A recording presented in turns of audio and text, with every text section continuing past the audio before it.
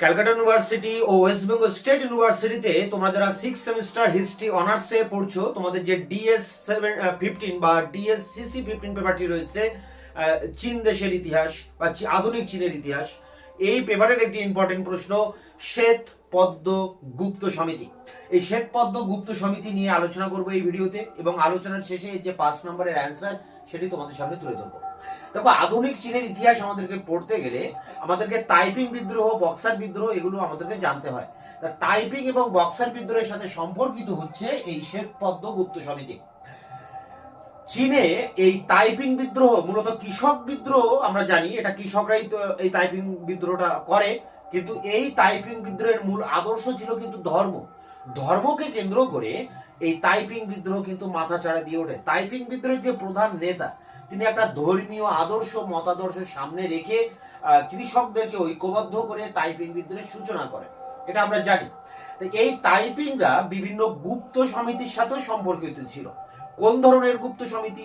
যে সমিতিগুলি আবার ধর্মকে কেন্দ্র করে বা ধর্মীয় আদর্শের উপর ভিত্তি করে যে সমিতিগুলি পরিচালিত হতো, ঠিক সেই রকম কিছু সমিতি চীন দেশে কিন্তু ছিল।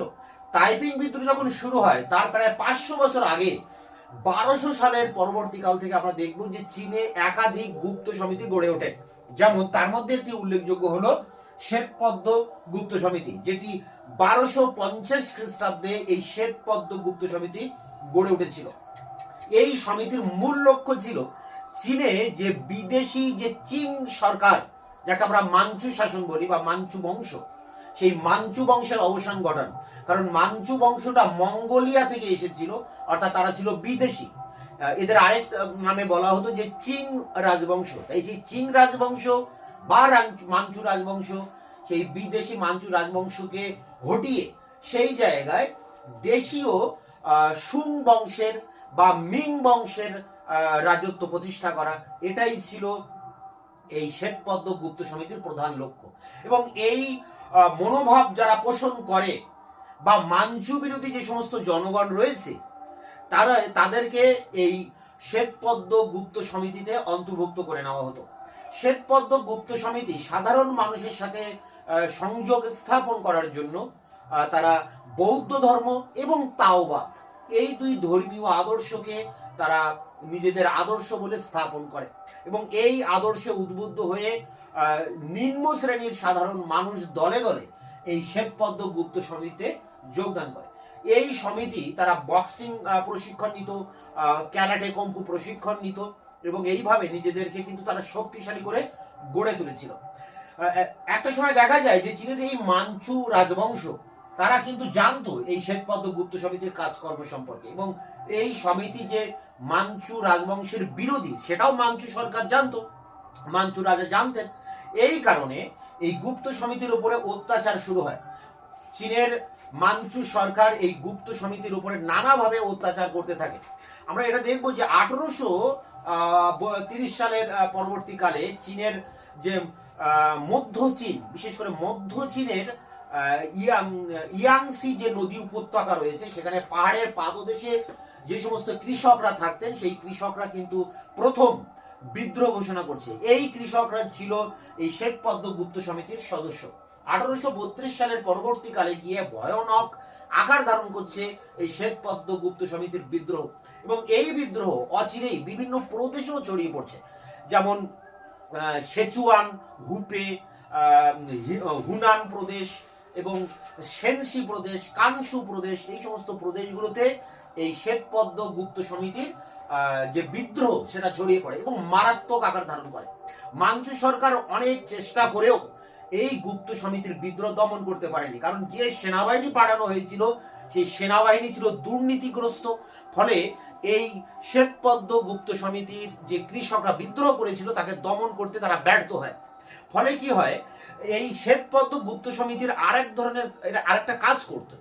কেমন কাজ করতেন? যারা ধনী ব্যক্তিদের ধন সম্পদ লুট করে সাধারণ মানুষের মধ্যে তারা বিলিয়ে দিতেন।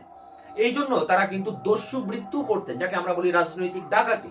তো শ্বেত পদ্ম গুপ্ত সমিতি বিভিন্ন ডাকাতি, দস্যুবৃত্তি করতেন, বড় লোকের ধন সম্পদ লুট করে সাধারণ মানুষের মধ্যে বিলিয়ে দিতেন। সাম্যবাদী ভাবধারা তাদের মধ্যে কিন্তু ছিল।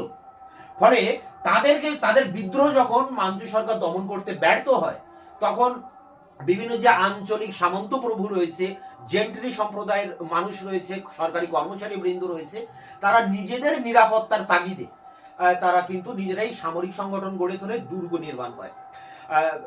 তবুও এই শ্বেতপদ্ম গুপ্ত সমিতি তাদের যে কাজকর্ম সেটাকে কিন্তু তারা আটকাতে পারেননি। পরবর্তীতে আমরা দেখব যে এই শ্বেতপদ্ম গুপ্ত সমিতির যে বিদ্রোহ বা আন্দোলন সেটা কিন্তু একটা সময় স্তিমিত হয়ে যায়। বিভিন্নভাবে এই আন্দোলনকে মাঞ্চু সরকার দমন করে। তবে দমন করার পরেও এই মাঞ্চুদের মানে শ্বেতপদ্ম গুপ্ত সমিতির যে প্রভাব তা কিন্তু সাধারণ মানুষের উপর থেকে গিয়েছিল। বিশেষ করে মধ্য এবং দক্ষিণ পশ্চিম চীনের সাধারণ যে মানুষ, বিশেষ করে চীনের যারা আদিবাসী যারা, তাদের উপরে এই সমিতির ব্যাপক প্রভাব ছিল। এই কারণে 1834 সালে আমরা দেখব যে মিয়াও উপজাতি বিদ্রোহ করছে, এবং 1836 সালে আমরা দেখব যে হুনান প্রদেশের ইয়াও বিদ্রোহ হচ্ছে।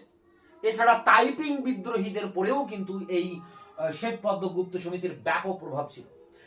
এদের ব্যর্থ হয়, একটা সময় এদের আন্দোলন ব্যর্থ হয়, কিন্তু এদের প্রভাবটা থেকে যায় চীনের জনমানুষের উপরে, এবং এই শ্বেতপদ্ম গুপ্ত সমিতির আদর্শকে সামনে রেখে বা পাথেয় করে পরবর্তীকালে তাইপিং বিদ্রোহ, বক্সার বিদ্রোহের মতো বড় বড় বিদ্রোহ কিন্তু সংগঠিত হয়েছে চীনের ইতিহাসে।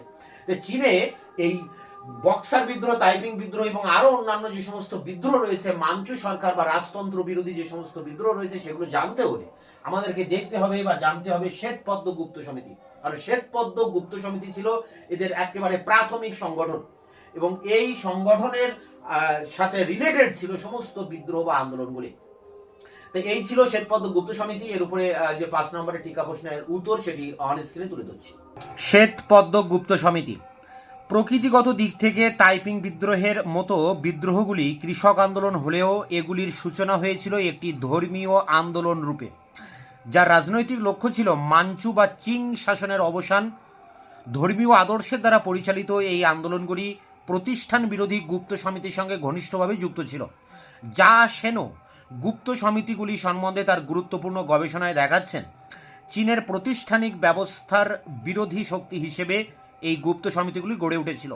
স্বদেশ প্রেমী এই গুপ্ত সমিতিগুলি মিং বংশের সমর্থক ছিল, তাই তারা বিদেশি চিং বংশে অবসান ঘটিয়ে মিং রাজবংশকে ক্ষমতায় বসাতে চেয়েছিল। মাঞ্চু স্বৈরতন্ত্রে আইনগতভাবে রাজবিরোধী শক্তির অস্তিত্ব অনুমোদিত না হওয়ায় গুপ্ত সমিতিগুলি মাঝে মাঝে চীনা ইতিহাসের চালিকা শক্তি হিসেবে গুরুত্বপূর্ণ ভূমিকা পালন করেছে।